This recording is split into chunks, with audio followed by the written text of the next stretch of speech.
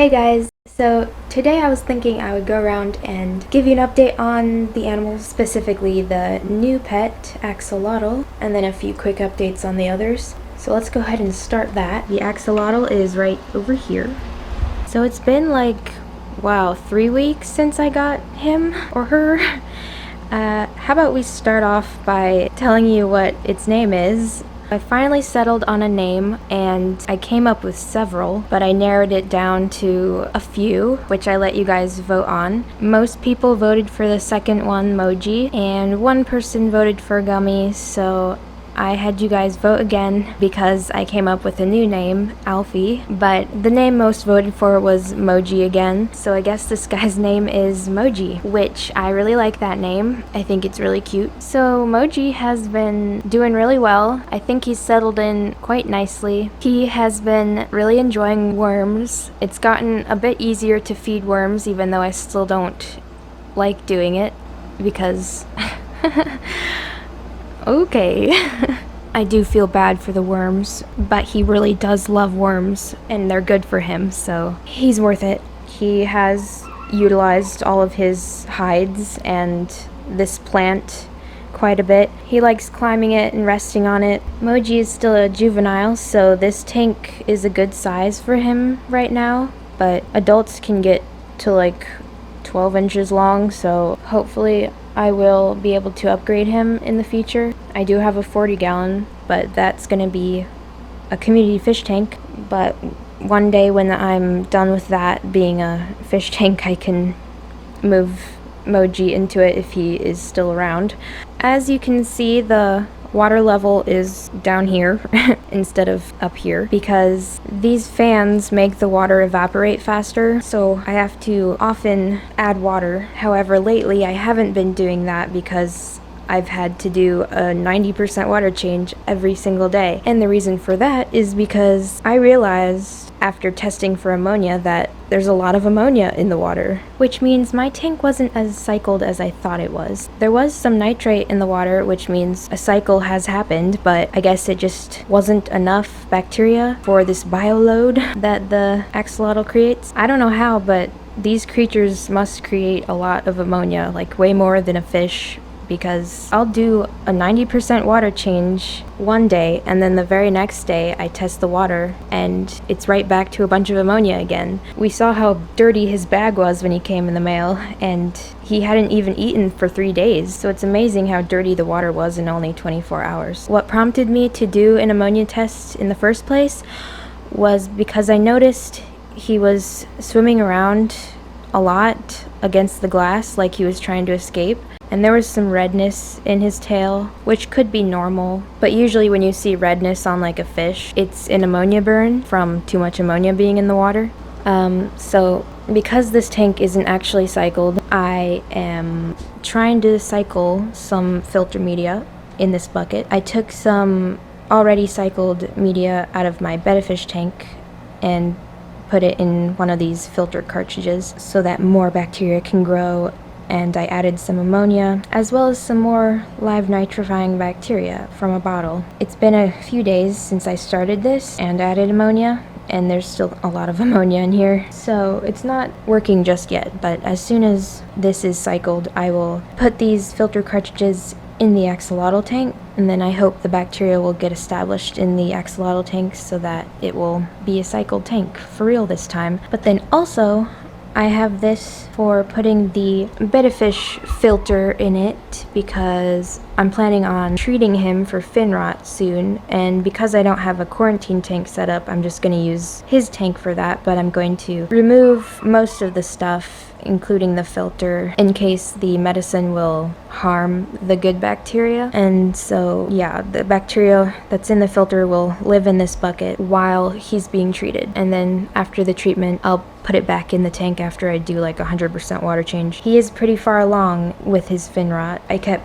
putting it off hoping it would go away on its own, but no, fin rot just won't do that. Originally I tried adding salt to the tank, and the water is definitely clean. It's definitely a cycled tank, but he already had the fin rot when I got him, so once it starts it just won't stop unless treated. So hopefully this treatment works, even though it's pretty far along now. He still has plenty of fin, though, for swimming around. I just gotta stop that fin rot before it reaches his body, and before he loses too much fin to where he can't swim. Are you flaring at the rock? So I actually got the cheapest medicine for treating fin rot, even though I know there's a better kind out there to use, but I wanted to try seeing if the cheapest kind will work. There's the rabbits. This rabbit here, this is Poi, and he recently turned 1 year old. He also recently shed for the first time, so his coat is coming back very quickly, and he has a mane now. He didn't really have much of a mane before. And there's his mom, Penelope. She has changed quite a bit too since I got her, color-wise and the length of her fur. Anyway, Poi's looking a lot more like a lion head. I don't know why he looks like this to me, but he looks like an old wizard that turned into a rabbit. These two are so cute. Way too cute. Oh my gosh.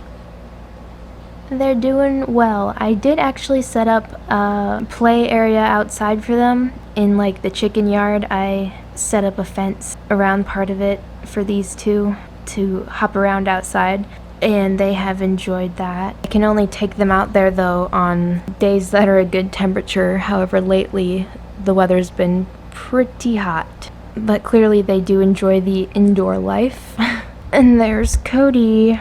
He recently got an injury to his nose, so that's healing, but he's okay. Just getting old, sleeping a lot. Ryuko, the blue-tongued skink, I, not too long ago, cleaned out his entire terrariums. I completely switched out the mulch, and I cleaned everything that was cleanable. Of course, he has since messed things up, but yeah, he's doing alright. And I've created a monster because I sometimes feed him some snails with tongs, and I lead him around with it before actually giving him the snail. He has fun with that, but now he thinks that anything that moves is food, so me simply sticking my hand in the cage, he'll come bolting towards me to try and grab whatever's moving.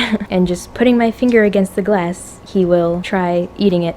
So yeah, he loves food. Now the hermit crabs, I hadn't seen any of them for weeks, so that gave me a break from feeding them, but this one recently showed up. I gave him food and he was very happy to eat it. He doesn't have food at the moment. There are some dry mealworms in there, but when I feed my crabs, I feed them at night because they are nocturnal, mostly anyway. Hopefully the others are doing well, but I'm just assuming they're all molting, and I gotta make sure all the shells are clean for when they do come back up, and they have calcium to eat for strengthening their new exoskeleton. That's the update on all these guys.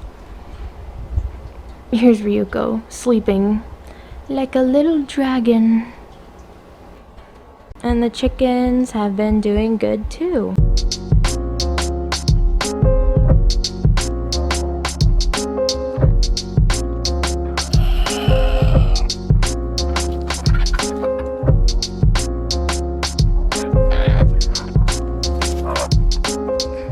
Pretty sure that is Looney. And the others are just wandering around somewhere. They're free to go anywhere, but they tend to stick around this area. So as for this tank, the future community fish tank, I haven't really done much besides perform a water change now and again, and it does have an algae problem at the moment. The bamboo, I'm pretty sure it has grown since I put it in there. I mean, only one of them have died so far. These few in particular have gotten pretty tall. Anyway, it's slow growing, so it's gonna be a while still before I can fill it all the way up with water, since the leaves have to be out of the water. I like this light because it has its own timer built in, so the light goes into a moonlight setting at night, and then it's just on like this for I think 12 hours. And I not too long ago got these hides, and this was my initial vision for this tank, so I'm really happy with how it turned out. I just hope the bamboo continues to grow and doesn't die, and I thought these hides would be good for tetras and any cory catfish to hide in, and I would love to have an angelfish again. Maybe I could get a panda angelfish because this looks like a panda environment. So yeah, and this is where I will end this video. Thank you for watching. Give a thumbs up if you enjoyed. God bless you. I will see you later. Bye.